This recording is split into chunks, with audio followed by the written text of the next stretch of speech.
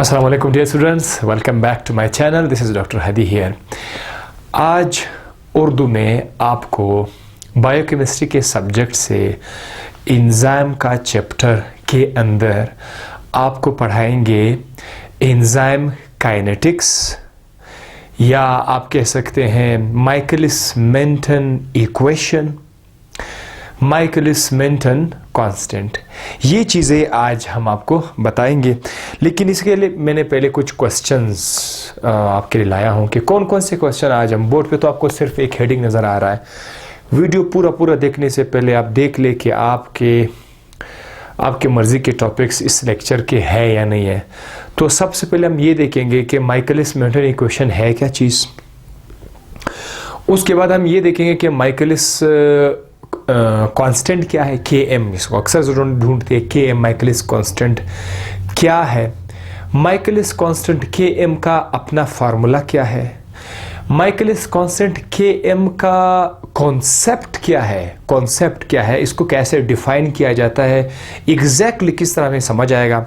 और साथ ही साथ माइकलिस कांस्टेंट के एम का पर्पस क्या है, क्यों हम इस के एम को लाते हैं, क्यों हम इसको पढ़ते हैं। तो वहाँ पर आपको दो पर्पस मिलेंगे। आज की वीडियो में हम बताएंगे के एम का जो दो पर्पस है, उसमें से एक ये है कि एंजाइम और सबस्ट्रेट आपस में जब बाइंड करते हैं तो उसकी एफिनिटी कितनी है, 1। नंबर 2 मोस्ट इंपॉर्टेंट, आपने कभी सुना होगा first order zero order reactions, ये क्या होते हैं। तो आज हम आपको first order zero order reactions भी पढ़ाएंगे। ये सारे के सारे जो क्वेश्चंस मैंने आपको बता दिए ये आज के टॉपिक में मौजूद हैं। तो इंशाल्लाह आपको सारे के सारे समझ आ जाएंगे। मैं स्लो बोलूँगा और आप बड़े आराम से बैठकर जो है सीख ले, समझ ले, ठीक है। So let's start with Michaelis Menten equation. यहाँ पर मैं आपको सबसे पहले एक चीज़ बताना चाहूँगा, वो है effect of enzyme substrate concentration. हमें पता है कि एक एंजाइम ये क्या करते हैं, एंजाइम को अगर हम लोग ई लिख देते हैं, लेट्स से एंजाइम को ई लिख देते हैं, ये एंजाइम क्या करेगा, ये सबस्ट्रेट के साथ बाइंड करेगा, जिसको हम लोग क्या लिखेंगे, एस लिखेंगे। और फिर क्या होगा कि ये जो एंजाइम और सबस्ट्रेट है ये दोनों मिल जाएंगे। जब ये दोनों मिल जाएंगे तो हमारे पास क्या आएगा, एंजाइम सबस्ट्रेट कॉम्प्लेक्स आ जाएगा, ठीक है। एंजाइम सबस्ट्रेट कॉम्प्लेक्स आ जाएगा, यानी आपका enzyme, let's suppose this is your enzyme, ये आपका एंजाइम है और यहाँ पर आपका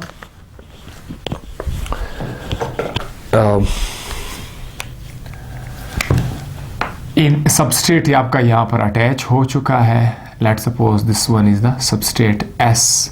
तो जब सबस्ट्रेट और एंजाइम आपस में मिल जाएंगे, this called enzyme substrate complex. उसके बाद आगे क्या होगा कि एंजाइम सबस्ट्रेट कॉम्प्लेक्स एक दूसरे से अलग हो जाएंगे, एंजाइम अपना काम पूरा करेगा, एंजाइम अलग हो जाएगा और आपका जो सबस्ट्रेट है वो सबस्ट्रेट प्रोडक्ट में कन्वर्ट हो जाएगा। Let's suppose so I will write here a small diagram like this. ये हमारे पास क्या है, प्रोडक्ट है, सही है। So now this is called what, product. अब हमारे पास क्या हुआ, एंजाइम ई दोबारा से मिला, प्रोडक्ट हुआ पी में। अब ये हमारे पास क्या है, रिएक्शंस है, ठीक है। ये एक रिएक्शन है जिसमें ई प्लस एस मिल रहा है, एंजाइम सबस्ट्रेट कॉम्प्लेक्स बन रहा है। यहाँ पर मैं एक काम करूँगा आप लोगों के लिए, मैं एक निशान को अगर इस तरह लिख रहा हूँ तो एक और लाइन लकीर को इस तरह भी ड्रॉ करूँगा। इसका मतलब ये है कि ये जो एंजाइम और सबस्ट्रेट है ये जब मिलेंगे तो चांसेस है कि ये एंजाइम सबस्ट्रेट से दोबारा क्या हो जाए, डिसोसिएट कर जाए, अलग हो जाए। तो ये निशान इस तरह से हो सकता है। इसी तरह आपका एंजाइम और सबस्ट्रेट जब मिलेंगे तो वहाँ से एंजाइम प्लस प्रोडक्ट भी तो बन सकता है। चटर्जी सत्यानारायण का जो बुक है बायोकेमिस्ट्री का, उसमें यहाँ पर सिंगल लाइन शो किया हुआ है, जिसका मतलब ये है कि एक बार एंजाइम सबस्ट्रेट जो है वो मिलके उन्होंने प्रोडक्ट बना लिया, तो फिर ये प्रोडक्ट एंजाइम के साथ दोबारा मिलके ये नहीं बना सकते। लेकिन जो चटर्जी बुक है बायोकेमिस्ट्री का, उसमें यहाँ पर भी आपको डबल एरो नज़र आ जाएगा, जिसका मतलब ये है कि ये दोनों आपस में चांसेस है कि मिल जाए, और यानी ये अपने आप को एंजाइम सब्सट्रेट कॉम्प्लेक्स भी अपने आप को क्या करेगा, डिसोसिएट कर सकता है, और ये दोबारा से मिल भी सकते हैं, एसोसिएट। ये दो अल्फाज है, डिसोसिएट, एसोसिएट। जब एंजाइम और सब्सट्रेट आपस में मिलेगा, एसोसिएट। जब ये दोनों आपस वापस सेपरेट हो जाएंगे, this is called as dissociate. तो वापस सेपरेशन में भी ऐसा भी हो सकता है, मतलब अगर उसका रिएक्शन ना हो जाए, इनका रिएक्शन ना हो जाए, तो ये दोबारा से एंजाइम सब्सट्रेट में डिसोसिएट हो सकता है, और अगर वो रिएक्शन हो गया तो फिर ये चांसेस हमारे पास आ सकते हैं। अब ये हमारे पास रिएक्शन है, रिएक्शन के लिए हमारे पास कांस्टेंट्स भी आते हैं, और ये जो मैं लफ्ज़ अभी यूज़ कर रहा हूँ कांस्टेंट, इसके बारे में आप ज़्यादा परेशान ना होना। कांस्टेंट नंबर है जो कि अगर आपका रिएक्शन फॉरवर्ड जा रहा है तो उसके लिए एक कांस्टेंट है K1, ठीक है, और अगर ये रिएक्शन वापस रिवर्स आ रहा है तो उसके लिए भी अपना कांस्टेंट है K2। इसी तरह यहाँ पर जो है हमारे पास क्या है, अगर ये रिएक्शन फॉरवर्ड जा रहा है so this is only K3। Satyanarayan के बुक में सिर्फ K3 मौजूद है, जबकि चटर्जी के बुक में चूंकि रिवर्सिबल रिएक्शन है तो उन्होंने यहाँ पर K4 भी लिखा हुआ है। आपने परेशान नहीं होना है कि ये K क्या है, K इज़ अ कांस्टेंट, और जो भी रिएक्शन हो जहाँ पर रिएक्टेंट और प्रोडक्ट का कॉन्सेप्ट आ रहा है वहाँ पर इनका रेशो लेकर एक कांस्टेंट नंबर आ जाता है। सो ये हमारे पास हर रिएक्शन का, फॉरवर्ड रिएक्शन का अपना कांस्टेंट है, बैकवर्ड रिएक्शन का अपना कांस्टेंट है, फॉरवर्ड रिएक्शन का अपना कांस्टेंट, बैकवर्ड रिएक्शन का अपना कांस्टेंट, और इतना आपको ज़्यादा कंफ्यूज नहीं करेगा। मेन आइडिया पाने के लिए, मेन आइडिया आ रहा है उसमें ये आपके लिए किसी तरह का मसला नहीं क्रिएट करेगा। तो अब हम क्या करेंगे, यहाँ पर हमारे पास जो ये कॉन्सेप्ट हमारे पास आ गए, अब हमने क्या किया, एक रिलेशन हम बिल्ड करना चाहते हैं, एक ताल्लुक हम बिल्ड करना चाहते हैं। क्या ताल्लुक? What is the relation? एक रिलेशन हम बनाना चाहते हैं। वो रिलेशन क्या है? वो है हमारे पास एंजाइम का स्पीड, ठीक है, एंजाइम का स्पीड, जिसको आप वेलोसिटी भी कह सकते हैं। मतलब अब देखो, हर एंजाइम सबस्ट्रेट के साथ बाइंड करता है, और बाइंड करने के बाद फिर उसको प्रोडक्ट में कन्वर्ट करते हैं। तो यहाँ पर सवाल उठता है कि वो एंजाइम का रफ्तार जल्दी हुआ है या स्लो हुआ, कितना टाइम लिया? तो that is the speed of the reaction. Her reaction का अपना एक स्पीड होता है, वेलोसिटी होता है, यानी product formed in a minute time, in a unit time. So ये हमारे पास ये वेलोसिटी आ गई, ठीक है, वेलोसिटी को v से शो करेंगे। इसी तरह हमारे पास यहाँ पर सबस्ट्रेट का अपना एक खास अमाउंट भी होगा। आपके पास एंजाइम है तो सबस्ट्रेट का कुछ अमाउंट तो होगा, तो सबस्ट्रेट के अमाउंट को हम लोग किस चीज़ से शो करेंगे? सबस्ट्रेट के अमाउंट को हम लोग S से शो करेंगे, ठीक है। यहाँ पर इसके आसपास ब्रैकेट लगा देंगे। ब्रैकेट किसको शो करेगा? कॉन्सेंट्रेशन को, ठीक है, कॉन्सेंट्रेशन ऑफ द सबस्ट्रेट, ठीक है। ये हमारे पास आ गया कॉन्सेंट्रेशन ऑफ द सबस्ट्रेट। और इसके अलावा हमारे पास और क्या चीज़ है? हमारे पास है Km। ये बड़ा स्पेशल टर्म है, आज का सारा लेक्चर इसी के बेस पर है, और हम आपको बहुत कुछ बताएंगे Km के हवाले से। तो ये जो तीन चीज़ें हमारे पास आ रही है, ये वेलोसिटी है, एंड सबस्ट्रेट कंसंट्रेशन है, और हमारे पास क्या मौजूद है? हमारे पास Km है। इन तीनों के बीच हम एक रिलेशन बनाएंगे फार्मूला के केस में। तो उस रिलेशन को जिसने बनाया, दैट वाज मैकालिस या माइकलिस, उसने उसको नाम ही दिया माइकलिस मेंटन इक्वेशन, उन्होंने बना लिया। अब मैं आपके सामने सिर्फ वो इक्वेशन डायरेक्ट लिखूंगा, वो जिस मैथमेटिकल तरीके से डिराइव हो गया है उसकी ज़रूरत नहीं है। हम सिर्फ ये देखें कि वो इक्वेशन कौन सा है।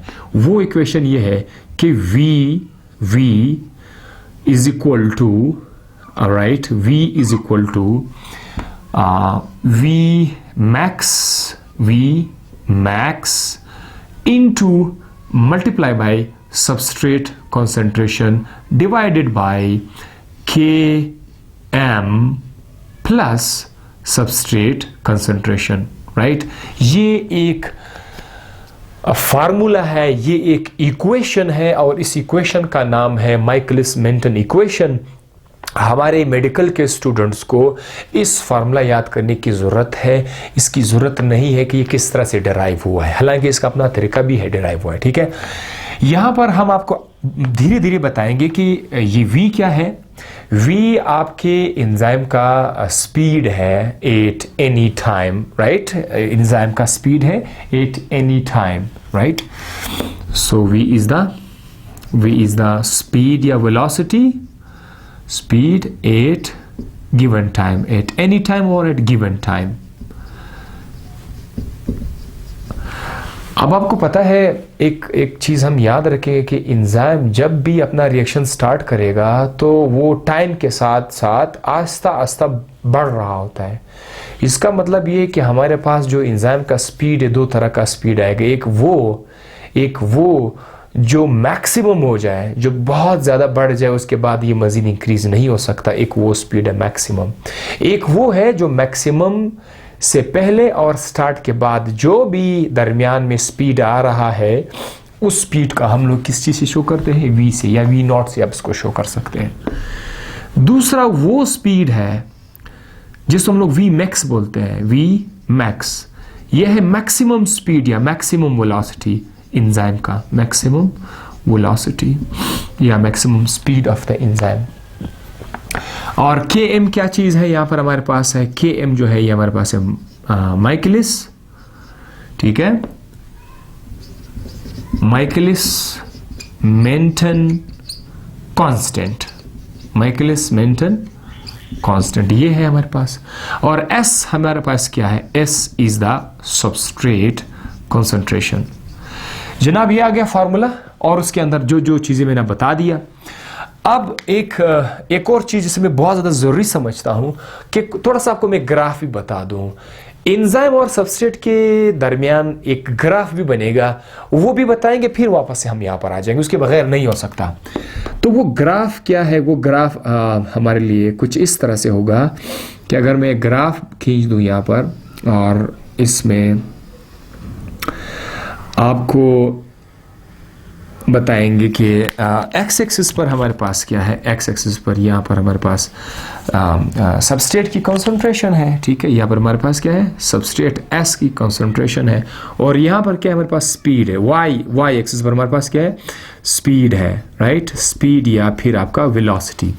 तो हम ये सपोज करते हैं कि यहाँ पर स्पीड 0 होगा, कंसंट्रेशन 0 होगा। उसके बाद यहाँ पर जो है हमारा स्पीड जो है वो आएगा, लेट्स सपोज दिस इज 25 का स्पीड है, एंड देन यहाँ पर जो है वो 50 का स्पीड है, एंड देन यहाँ पर वो 75 का स्पीड है, और यहाँ पर जो है वो 100 का स्पीड है। लेट्स सपोज 0, 25, 50 ये स्पीड है।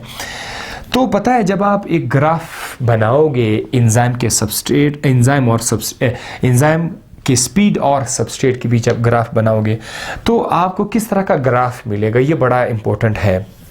ग्राफ आपको कुछ इस तरह से मिलेगा कि हाइपरबोला टाइप का, हाइपरबोला यानी वो इस तरह से इंक्रीज होता हुआ और एक स्टेज आएगा जहाँ पर ये लाइन थोड़ा सा कर्व है, ठीक है? बिल्कुल स्ट्रेट नहीं है, याद रखिए। दैट कर्व लाइन एक जगह पर आकर उसके बाद ये क्या हो जाएगा? ये बिल्कुल जो है इस तरह से स्ट्रेट हो जाएगा, बिल्कुल स्ट्रेट हो जाएगा ना। बस ये ग्राफ हमें क्या बता रहा है कि जैसे जैसे आप सबस्ट्रेट को बढ़ाओगे, यानी 0 से जब आप उसको 10 पे करोगे, 15 पे करोगे, 20 पे करोगे, ठीक है, तो ये आपका जो स्पीड है वो बढ़ रहा है। जैसे जैसे आप सबस्ट्रेट को ज़्यादा कर रहे हो तो एंजाइम का रफ्तार बढ़ रहा होता है, एंजाइम स्पीड अप कर रहा है। लेकिन सबस्ट्रेट के एक ख़ास अमाउंट पर, ये देखो ये सबस्ट्रेट की ख़ास अमाउंट पर आप आगे जा रहे हैं, ठीक है? ये आपका लाइन जो है, लाइन अगर आप देख रहे हैं, लाइन ऊपर भी जा रहा है और फॉरवर्ड भी जा रहा है। फॉरवर्ड का मतलब ये कि सबस्ट्रेट बढ़ रहा है। एक टाइम आएगा, ये बड़ा स्पेशल पॉइंट है, ये एक टाइम आएगा कि मज़ीद सबस्ट्रेट अगर आप बढ़ाओगे, यहाँ पर देखो ये ग्राफ आपका ऊपर नहीं जा रहा बल्कि बिल्कुल क्या हो गया है? ग्राफ आपका स्ट्रेट लाइन हो गया है, एक्स एक्सिस के साथ बिल्कुल ये स्ट्रेट आ गया।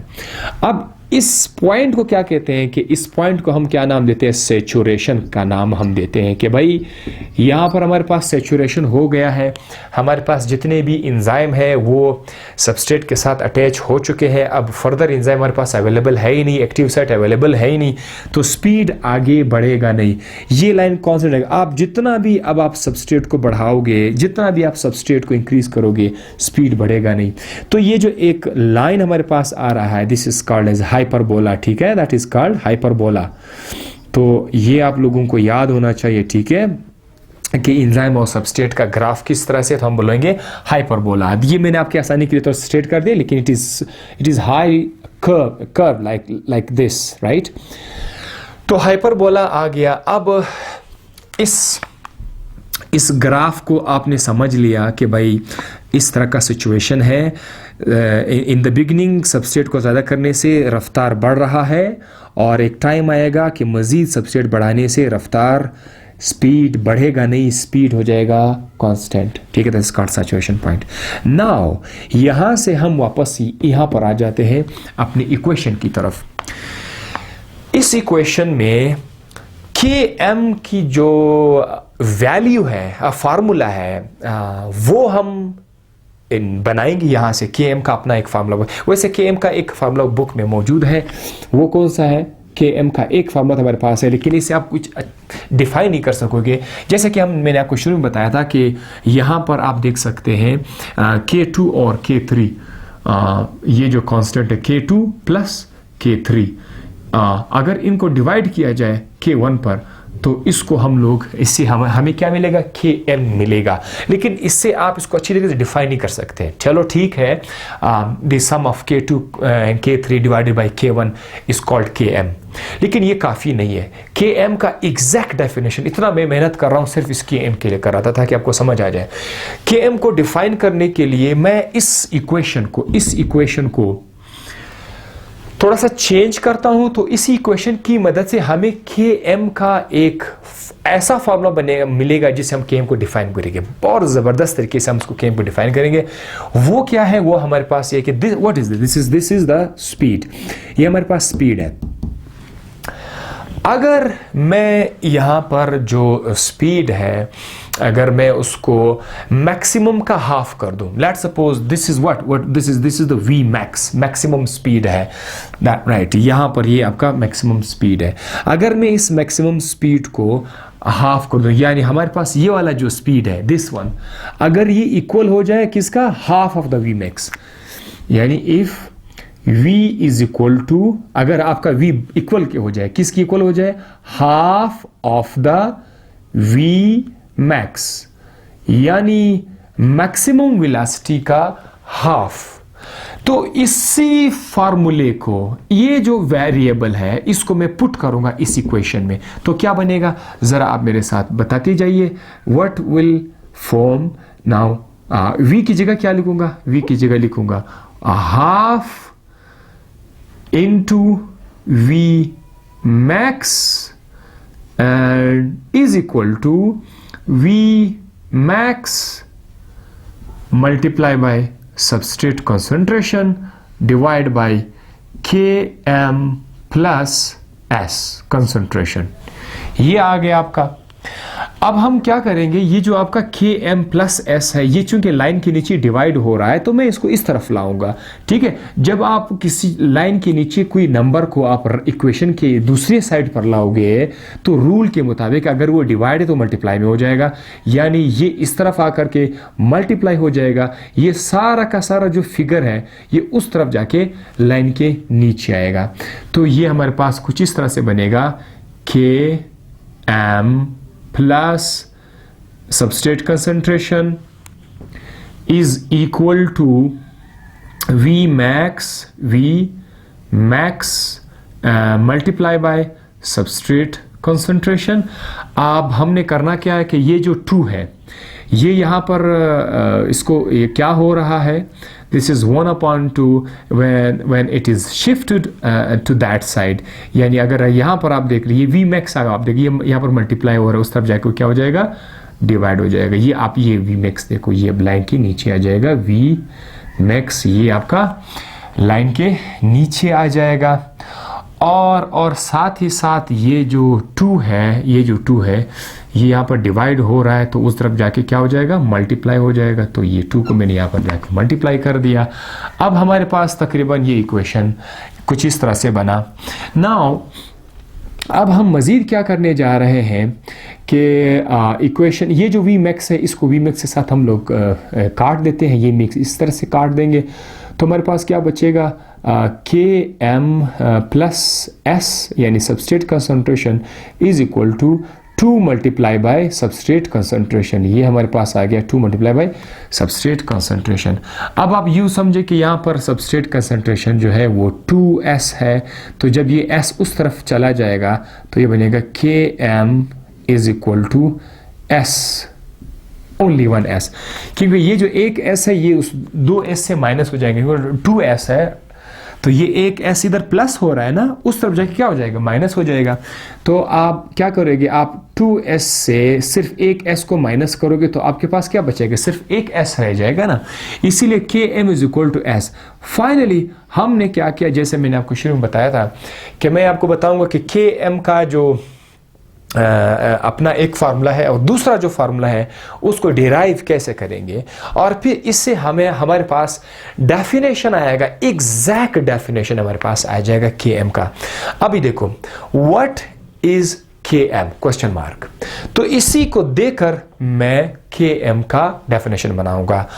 के M is the substrate concentration at which the velocity is equal to half of the maximum।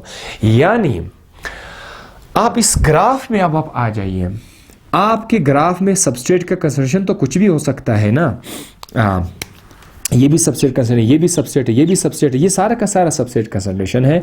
और अगर आप किसी भी सबस्ट्रेट कंसंट्रेशन को जाके चेक कर ले तो वो स्पीड के साथ, यहाँ पर वेलोसिटी के साथ कहीं ना कहीं पर वो ग्राफ बना ही रहा होगा। अगर हम स्पीड 50 स्पीड व्हाट ये आपका मैक्सिमम स्पीड है, 100 is what, 100 is your V max, that is your V max. अच्छा, इसका हाफ क्या है, मैक्सिमम वेलोसिटी का हाफ क्या है, तो 50 है। अब इस स्टेज पर जरा आप जा जाओ, इस स्टेज पर आप आ जाओ, यहां पर आप आ जाओ, इसको यहां पर इस लाइन के साथ टच कर दे और आप इसको नीचे गिरा दे। अब ये नीचे किस जगह पर जो है एक्स्ट्रापोलेट कर रहा है, कहां पर ये टच कर रहा है, लेट्स सपोज ये जो पॉइंट पर ये टच कर रहा है, ये हम यहां पर हमारे पास कोई नंबर आ रहा है, ये 10 है तो यहां पर 20 आ गया है।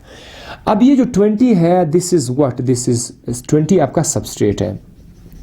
सबस्ट्रेट को हम लोग क्या करते हैं, मोल में बयान करते हैं, मोल में, बिकॉज अमाउंट ऑफ सब्सटेंस को मोल में बोलते हैं, मिलीग्राम और मिलीग्राम के बजाय, माइक्रोग्राम के बजाय उसको मोल में बोलते हैं। तो आपका ये जो 20 मोल आपका सबस्ट्रेट है, इस 20 मोल को कहते हैं माइकलिस कांस्टेंट के एम। क्यों, इतना सारा सबस्ट्रेट हमारे पास और भी तो है, 10 का सबस्ट्रेट भी है, 10 मोल है, 40 मोल है, 60 मोल है, तो 20 मोल को क्यों आपने के एम कहा, 20 मोल ही क्यों, क्योंकि ये वो वाहिद सबस्ट्रेट कंसंट्रेशन है जो आपको कहां पर मिलेगा, जो आपको वी मैक्स के हाफ पे मिलेगा। अगर आपका वी मैक्स कुछ भी हो तो उसका हाफ आप ले ले, हाफ पे जो भी सबस्ट्रेट आएगा उस सबस्ट्रेट का हम कहेंगे के एम। सो योर के एम इज इक्वल टू 20, यानी के एम असल में सबस्ट्रेट की अमाउंट को कहते हैं। लेकिन कौन सा अमाउंट, वो अमाउंट जिसमें एंजाइम का जो आम स्पीड है वो मैक्सिमम स्पीड का हाफ पर आ जाए। अब जरूरी तो नहीं कि 100 हो, लेट्स सपोज यहां पर हमारे पास है, यहां पर टोटल स्पीड जो मैक्सिमम स्पीड एंजाइम का वो 80 है, तो 80 का हाफ क्या होगा, फिर आपने इधर 40 को ढूंढना होगा, फिर आपने किस को ढूंढना होगा, 40 पर। तो 40 चूंकि 80 का हाफ है, अब इस 40 को आप लेके जाओ, ये इस ग्राफ पर ये जगह टच कर रहा है और इसी पॉइंट को सीधा लाकर यहां पर ले आओ, तो ये अब कौन सा जगह टच कर रहा है, तो अब ये क्या करेगा, ये अब आपका 15 नंबर को जो है अभी ये टच करेगा। तो अब आपका जो के एम है वो है आपका 15 आगे आपके पास, ठीक है। तो आप ग्राफ में से के एम की वैल्यू आप फाइंड कर सकते हैं। चले जनाब, डेफिनेशन भी क्लियर हो गया कि व्हाट इज के एम, और आपको ये भी पता चला कि वैल्यूज भी आपके पास आ जाएंगी, चलो हम खुश हो गए। अब के एम का और क्या फायदा है, मतलब मैंने जैसे आपको शुरू में बताया था कि एक माइकलिस कांस्टेंट का और क्या फायदा है, और what is the purpose of के एम हमारे पास आ गया। तो मैं अब इसके साथ क्या करूं, 20-15 को मैं क्या करूं, खा लूं उसको, what should we do with this. 20 का जो नंबर है, अब देखें कि हर एंजाइम, हमारे पास मुख्तलिफ एंजाइम होते हैं, एक दो एंजाइम तो नहीं होते, डिफरेंट काइंड ऑफ एंजाइम्स होते हैं, और हर एंजाइम का अपना एक खास केम होता है। तो यहां पर मैं आपके लिए लिख रहा हूं, every enzyme has its own Km। इसका फिंगरप्रिंट है, एंजाइम का पहचान है Km। ये नहीं कि तमाम के तमाम एंजाइम का अपना एक खास सबका एक तरह का Km, हर एंजाइम की पहचान है कि उसका अपना एक खास Km होता है। तो Km से आप अंदाजा कर सकते हैं कि एंजाइम और सबस्ट्रेट के आपस में कितना मोहब्बत है। एफिनिटी यहां पर हम लोग यूज करते हैं। अगर आपसे क्वेश्चन आ जाए कि what are the factors that tell us the affinity between, that show us the affinity between the enzyme and the substrate। enzyme और substrate आपस में ज्यादा स्ट्रॉन्गली एफिनिटी रखते हैं, मतलब अटैच हो सकते हैं, या इनकी एफिनिटी स्लो है। तो हमने ये चीज देखना है। ये कैसे पता चलेगा? यहां पर आप आ जाइए। जब Km का वैल्यू जब स्मॉल हो, लू Km, ठीक है, मैं यहां पर लिख रहा हूं लू Km। लू Km का मतलब क्या है कि बहुत कम अमाउंट पर, 15 के अमाउंट पर मैक्सिमम स्पीड का हाफ पहुंच गया, और 20 का मतलब यह है कि 20 के कंसंट्रेशन पर वो अपने हाफ पे पहुंचा। तो ये जो है, ये मैक्सिमम स्पीड के हाफ पे जल्दी पहुंचा और ये मैक्सिमम स्पीड के हाफ पे लेट पहुंचा। तो इसका मतलब ये है कि जिसका Km कम हो, जिसका Km कम हो, उसकी एफिनिटी ज्यादा है। ज्यादा एफिनिटी उसको जल्दी जल्दी से अपने मैक्सिमम स्पीड के हाफ तक लेके जाएगा, लेकिन जिसको स्लो एफिनिटी हो वो थोड़ा सा ज्यादा, मतलब उसको ज्यादा टाइम लगेगा। अब आप देखो, अगर मैं कहता हूं कि ये एंजाइम ए है, ये हमारे पास क्या है, एंजाइम बी है। एंजाइम बी का Km वैल्यू 15 है, इसका 20 है, ये ज्यादा है। तो ये जो एंजाइम बी है, इसका अपने सबस्ट्रेट के साथ एफिनिटी ज्यादा है। तो लू Km मींस हाई एफिनिटी, लू Km मींस हाई एफिनिटी, मतलब ये एंजाइम और सबस्ट्रेट के साथ एफिनिटी ज्यादा रखता है, तो इसको जल्दी जल्दी से फिर प्रोडक्ट में कन्वर्ट भी करेगा और अपना जो मैक्सिमम स्पीड का हाफ है उधर पहुंच जाएगा। लेकिन इसके मुकाबले में जिसका Km हाई हो, Km जिसका हाई हो, उसका आप बताएंगे लो एफिनिटी होंगी। सही है। सो ये है हमारे पास एक टॉपिक जिससे अक्सर मैं जब क्वेश्चन बनाता हूं तो मैं ये लिख देता हूं कि भाई हाँ, आप कैसे डिफाइन करोगे, कैसे डिटरमाइन करोगे कि कौन सा एंजाइम हाई एफिनिटी रखता है सबस्ट्रेट के साथ और कौन सा एंजाइम लो एफिनिटी रखता है। तो affinity comes from the Km value, और यहां पर आप चूंकि देख रहे हैं कि एंजाइम और सबस्ट्रेट आपस में मिल रहा है। अच्छा, थर्ड चीज जिसे मैं बताना चाहूंगा, ये मैं थोड़ा सा हट जाता हूं, आप लोग इसको बिल्कुल सारा का सारा लिख सकते हैं। थर्ड चीज Km का इसका पर्पस और क्या है। एक तो उसने Km ने बता दिया कि भाई एफिनिटी क्या है, एफिनिटी किसका ज्यादा है किसका कम है। थर्ड है, आप लोगों ने सुना होगा zero order reaction, first order reaction, आपने सुना होगा कहीं पे, तो आपने सुना होगा। ये जो जीरो ऑर्डर रिएक्शन या फर्स्ट ऑर्डर रिएक्शन है एंजाइम के, ये हमें कैसे पता चला? What is zero order, what is first order, ये समझ से बालातर है। तो मैं आपको ये चीज अब समझा देता हूं। कहां पर समझा देता हूं? एग्जैक्टली यहां पर समझा दूंगा, ठीक है, इसी इक्वेशन को लेकर। हमारे पास ये जो फार्मूला है, थोड़ा सा यहां पर ऊपर मैं लिख देता हूं। फार्मूला हमारे पास क्या है? फार्मूला हमारे पास है V naught is equal to V max multiply by substrate concentration divided by what? Divided by Km plus substrate concentration। ठीक है, ये हमारे पास इक्वेशन है। तो ये मैंने दोबारा लिखा। अब हमारे पास क्या है? हमारे पास दो कंडीशन है। कंडीशन नंबर ए, जब हमारे पास सबस्ट्रेट बहुत ज्यादा लो, when S is very less, when substrate concentration is very less। अभी लेस का निशान, ये भी लेस का निशान, देखो मैं इस तरह ज्यादा लिख रहा हूं, तो ये मतलब बहुत ज्यादा कम हो। जब सबस्ट्रेट बहुत ज्यादा कम हो, इसका मतलब ये है कि इसकी वैल्यू जो है वो Km से, Km क्या है? Km तो सबस्ट्रेट कंसंट्रेशन को कहते हैं ना। तो Km भी एक किस्म का सबस्ट्रेट कंसंट्रेशन है, लेकिन half of the maximum speed पर। जब आपका सबस्ट्रेट तजर्बे के दौरान, आप एक्सपेरिमेंट कर रहे हैं, आपका सबस्ट्रेट बहुत ज्यादा कम हो Km से, तो व्हाट विल हैपन। आइए क्वेश्चन को दोबारा मैं लिख लेता हूं। जब आप ऐसा करोगे ना, तो इसका मतलब ये है कि आपका जो Km है, और अगर मैं उसके अंदर S को प्लस भी कर दूं, तो ये चूंकि इतना छोटा नंबर है, इतना छोटा नंबर है कि ये तकरीबन है, ऐसा निशान लगता है तकरीबन इक्वल हो जाएगा। किस चीज़ की इक्वल हो जाएगा? वापस Km का इक्वल हो जाएगा, क्योंकि ये बहुत ज़्यादा कम है। आप यूँ समझे कि ये बिल्कुल ना होने के बराबर है, लेकिन आप ये नहीं कह सकते हैं यानी ना होने के बराबर है, बहुत कम है। तो Km को इसके साथ प्लस भी करोगे तो आंसर वापस Km ही आएगा।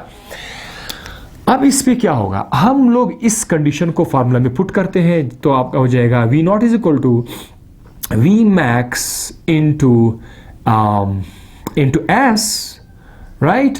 और नीचे क्या लिख देते हैं? Km plus S। अब Km प्लस S किस चीज के बराबर है? अब यहां नीचे जो Km प्लस S है, Km प्लस, क्योंकि सिर्फ Km के बराबर है ना, हम लोग Kn कीजिएगा तो Km लिखेंगे, क्योंकि Km प्लस S दोनों Km की इक्वल हो गया ना, तो यहां पर अब S को लिखने की जरूरत नहीं है, तब ये सिर्फ Km आएगा। मैं दोबारा बता रहा हूँ, हैरान हो जाए कि ये S किधर शार्ट हो गया, कहाँ शार्ट हो गया। भाई मैं बता चुका हूँ कि Km plus S is almost equal to Km, so हम सिर्फ यहाँ पर Km लिखेंगे।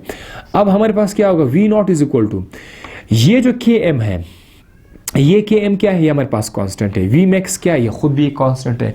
दो कांस्टेंट हमारे पास है। अगर मैं इनको थोड़ा सा साइड पे कर दूं, अगर मैं इसको थोड़ा सा साइड पे कर दूं, ये दो कांस्टेंट है, अगर मैं इसको साइड पे कर दूं तो इनकी जगह पर क्या आ जाएगा? इसको रिमूव कर दूं तो एक प्रोपोर्शनलिटी का निशान आएगा। और ये क्लास 8-9 में हमने पढ़ा है कि जब आप कांस्टेंट को रिमूव करते हैं तो प्रोपोर्शनलिटी का निशान आएगा, और जब आप कांस्टेंट डाल देते हैं तो प्रोपोर्शनलिटी का निशान गायब हो जाएगा। तो अब V not is equal to नहीं, V not is directly proportional to what? To the substrate concentration. यहां पर मैं आपको कुछ स्पेशल बात बताने जा रहा हूं, यानी अगर आपका सबस्ट्रेट का कंसंट्रेशन बहुत कम है, उस वक्त जो एंजाइम का स्पीड है, you know this is the speed of the enzyme का स्पीड डिपेंड करे किस पर? सबस्ट्रेट की कंसंट्रेशन पर एंजाइम का स्पीड डिपेंड कर रहा है। सो हम लोग क्या लिख सकते हैं? Speed of the enzyme depends on substrate concentration. पता है ऐसे रिएक्शन को क्या कहते हैं जिसमें रिएक्शन का रफ्तार रिएक्टेंट के प्रोडक्ट पे डिपेंड कर रहा हो? That is called first order, that is called as first order. अब मैं आपके लिए इसका डेफिनेशन लिखने के लिए मैं तैयार हूं। Reaction in which the speed या the velocity, a reaction in which the velocity or the speed is dependent upon substrate concentration। अगर सबस्ट्रेट की मिकदार पर स्पीड डिपेंड कर रहा है, यानी सबस्ट्रेट को बढ़ाने से स्पीड बढ़ रहा है, सबस्ट्रेट को कम करने से स्पीड कम हो रहा है, अगर ऐसा है तो हम ऐसे रिएक्शन को क्या नाम देंगे? First order. और आप हैरान हो जाएंगे कि कुछ ऐसे रिएक्शंस होते हैं कि जिसमें एंजाइम का रफ्तार सबस्ट्रेट के ऊपर डिपेंड नहीं करता। अब वो कब आएगा यह मैं बताता हूं। नाउ कंडीशन नंबर 2 की तरफ आ रहा हूं, इसको भी मैं मिटाने की कोशिश करता हूं, इसको मैं मिटा रहा हूं। तो कंडीशन नंबर 2 क्या है? कंडीशन नंबर 2 हमारे पास क्या है? व्हेन। ठीक है, मैं दोबारा यहाँ पे क्या लिख रहा हूं? व्हेन। अब व्हेन में क्या है? व्हेन इस बार हमारे पास क्या है? जब सबस्ट्रेट की कंसंट्रेशन बहुत ज्यादा हो जाए, ये आपको चटर्जी मिश्रा का निशान मिलेगा, बहुत ज्यादा हो जाए। किस चीज से? Km से। जाहिर है बहुत ज्यादा तो Km से ज्यादा होगा। इस सूरत में हमारे पास जो इक्वेशन आएगा उसमें हम लोग क्या करेंगे? अब आप S को डिलीट नहीं कर सकते, ठीक है। दोबारा मैं इक्वेशन लिखूंगा, V not is equal to V max, हाँ maximum velocity multiply by substrate की कंसंट्रेशन। ये ब्रैकेट से परेशान मत होना, है अमाउंट को शो कर रहा है। अब लोग हैरान हो जाएंगे सारा मैथ स्टार्ट है, कुछ भी नहीं है, सबस्ट्रेट है, ये वेलोसिटी है, मैक्सिमम वेलोसिटी है, divided by what? Km plus substrate concentration. अभी देखो मैं लिख रहा हूं ना, इस बार सबस्ट्रेट बहुत ज्यादा है, आप उसको डिलीट नहीं कर सकते हैं, ठीक है, तो इसको लिखना पड़ेगा। जब आप ऐसा करोगे so then what will happen? ये जो S है सबस्ट्रेट कंसंट्रेशन है, ये इस सबस्ट्रेट की कंसंट्रेशन के साथ क्या होगा, इसको आप दो और तरीकों से लिख सकते हैं, ठीक है, लेकिन मैं आपके लिए शॉर्टकट बता रहा हूँ। ये S के साथ क्या हो जाएगा, कैंसिल हो जाएगा। V0 आपके पास क्या आ जाएगा, V0 के सामने आपको मिल रहा है एक कांस्टेंट मिल रहा है। So what is V max upon Km। ये V max अपॉन Km बजाते खुद एक कांस्टेंट है। ये बजाते खुद क्या है, ये एक कांस्टेंट है। मज़े की बात, आपका V0 किस चीज़ के ऊपर डिपेंड कर रहा है, इज अ कांस्टेंट। मतलब आप इसको तो लिख सकते V0 इक्वल टू कांस्टेंट। यानी एंजाइम का जो स्पीड है हाई कंसंट्रेशन पर, एंजाइम का स्पीड कांस्टेंट हो जाएगा, ना तो स्पीड बढ़ेगा ना कम होएगा। आप सबस्ट्रेट को ज्यादा करो तो सबस्ट्रेट के ज्यादा करने से आपका जो रिएक्शन है वो स्पीड गेन नहीं करेगा।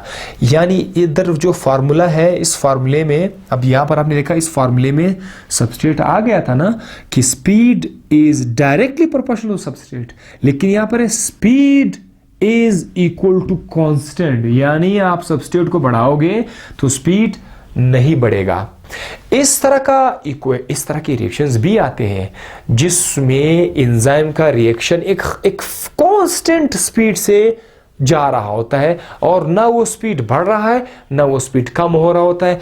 ऐसे रिएक्शंस को जो सबस्ट्रेट का मोहताज नहीं है, जो सबस्ट्रेट के अमाउंट का मोहताज नहीं है, this kind of reaction is called as zero order reaction. क्या नाम है इसका, जीरो ऑर्डर रिएक्शन। अब कुछ एंजाइम जीरो ऑर्डर रिएक्शन करेंगे तो कुछ एंजाइम फर्स्ट ऑर्डर रिएक्शन करेंगे। ये जो जीरो ऑर्डर रिएक्शन है इसको डिफाइन कैसे करेंगे, ये मैं चाहता हूं कि आप लोग खुद ही डिफाइन करें। जीरो ऑर्डर रिएक्शन, यस, या मैं बता दूं, that reaction in which the rate of reaction, अच्छा बास बुक में आपको रेट ऑफ रिएक्शन मिलेगा, don't worry, rate of reaction velocity में कोई खास फर्क नहीं है। So that reaction in which the velocity is not dependent on the concentration of substrate. जैसे आपने आप लिखा velocity is dependent upon the substrate, बस यहां पर लिखना क्या है, velocity is not dependent upon the substrate concentration. This kind of reaction is called as zero order reaction. और इसका मैं आपको फाइनल बताऊं कि ये लेक्चर एफएससी लेवल के लिए नहीं है। एफएससी लेवल वाले देख भी सकते हैं, लेकिन ये मास्टर लेवल के लिए, हाईली एडवांस बायोकेमिस्ट्री लेवल का एक लेक्चर है। यहाँ पर जब आप एमबीबीएस में जाओगे या फार्मेसी में जाओगे तो आप इंसान के जिस्म के अंदर आप एंजाइम के रिएक्शन को पढ़ रहे होते हो। इंसान के जिस्म के अंदर आप दवाई लेके जा रहे हैं, ड्रग लेके जा रहे हैं, वो ड्रग इंसान के जिस्म के अंदर उसकी तोड़फोड़ हो रही होती है, उस पर एंजाइम काम कर रहे होते हैं। तो आप कैलकुलेशन करते हैं कि कितना एंजाइम, कितना ड्रग जो है वो हमारे बॉडी से निकल रहा है, कितना ड्रग आ रहा है।